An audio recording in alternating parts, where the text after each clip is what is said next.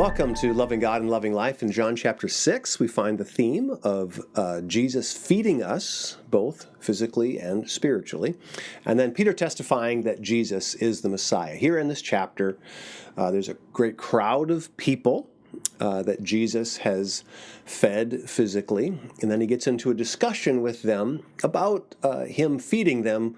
The real feeding that Jesus came to bring the world was spiritually, that he was God's bread from heaven, that he was the Word of God that had come to feed us, and we're all today still feeding on Jesus spiritually. But these people that were there didn't understand his words, and quite honestly, they were a little frustrated with him, maybe a little bit angry with him, and they were kind of arguing with him.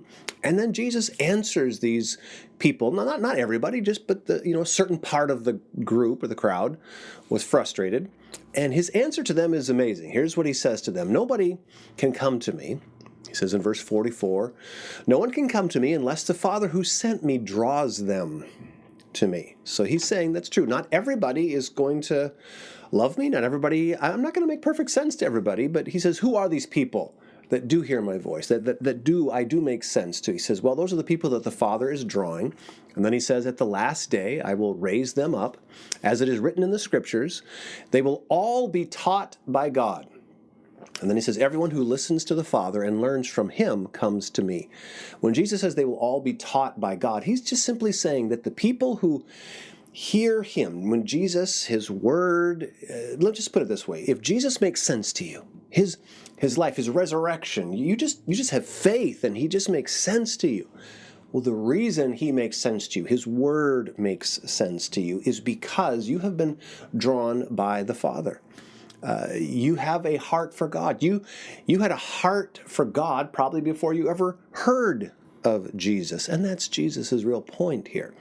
These people who are arguing with him, they think it's just because they can't understand his language, when the truth is they just didn't have a heart for God.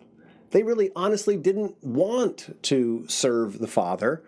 And Jesus says, well, there's a reason my words aren't making sense. It's because you don't want to serve the Father. And then there also is this point, though, of for people who do have faith, for us who does have faith in Jesus, there's going to be times when his words confuse you a little bit. Now, what do people of faith do when they find themselves mildly confused? Well, people of faith stick with him. We don't abandon ship when we don't understand perfectly. We stick with him, and we trust him to bring clarity to us.